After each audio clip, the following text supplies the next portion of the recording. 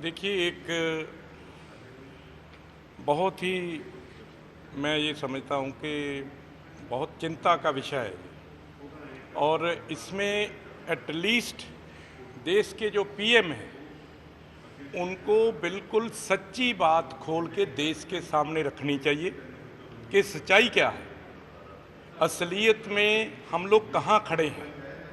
और जब तक प्राइम मिनिस्टर सच्ची बात नहीं बोलेगा, देश के लोगों के मन में एक दुविधा बनी रहेगी कि है क्या।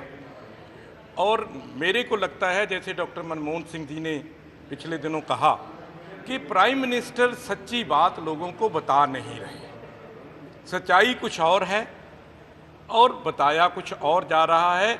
और चाइना को के इस इशू को ख़ास तौर पे मैं ये महसूस करता हूँ क्योंकि चाइना के बॉर्डर के ऊपर देश के अलग अलग स्टेट्स के हमारे जो फौजी हैं वो शहीद हुए हैं। वो बिहार से भी हुए हैं, वो पंजाब से भी हुए हैं, वो दूसरे प्रदेशों से भी हुए हैं। लेकिन मेरे को लगता है कि देश के शहीदों के ऊपर राजनीति ज़्यादा बीजेपी बिहार में कर रही है। शायद उनकी नज़र बिहार के चुनाव को लेकर है। तो मैं ये महसूस करता हूँ कि अगर हमने इसी तरह की राजनीति देश में करनी है, जो राजनीति बहुत लंबे समय से मोदी साहब, शाह जी कर रहे हैं, तो देश की उन्नति और तरक्की नहीं हो सकती। और जो आज देश दोबारा फिर वापस गरीब होने की कगार पे जा रहा है और जो बहुत बड़े जो पैसे वाले लोग हैं वो बहुत ज़्यादा पैसे को कमाने जा रहे हैं।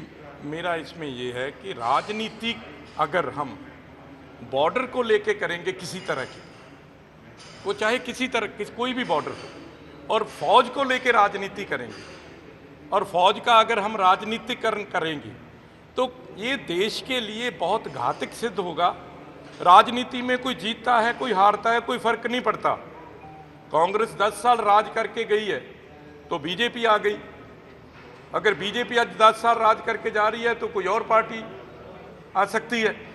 बात ये नहीं है, बात ये है कि जिस आज़ादी को लाखों शहीदों ने अपनी शहादतें दे के ली थी और इस देश को, अपने कॉन्स्टिट्यूशन को बना के और इस देश की उन्नति और तरक्की के लिए एक सौगंध खाई थी, कहीं ना कहीं उस सौगंध की कसम इनको याद रखनी चाहिए। मैं तो यही कहना चाहता हूँ।